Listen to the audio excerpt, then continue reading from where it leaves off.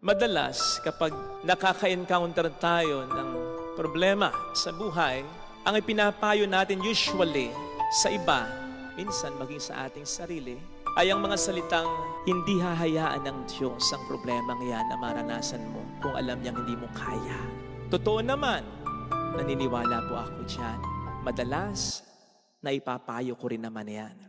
Pero, hindi kaya makabubuti rin naman na may mga pagkakataong ipayo natin sa isang tao nagkakaroon ng problema, maging sa ating sarili, ay ang mga salitang kaya hinayaan ng Diyos na maranasan mo ang problemang yan ay sapagkat alam niya na hindi mo makakaya yan. Nagulat kayo Honestly, minsan ito ang pinapayo ko sa iba. Lalong-lalo na sa mga taong dahil sa problema ay nawawala na ng pag-asa. Dahil sa problema, nagagalit na sa Diyos. Dahil sa problema, gumagawa na ng masama sa iba, maging sa sarili niya. Sinasabi ko yan. Kaya hinayaan ng Diyos na mangyari ang problemang ito dahil alam niya na hindi mo kaya. Siyempre, ina-explain ko ng maganda. Dahil kung hindi, mas lalo siyang mawawalan ng pag-asa.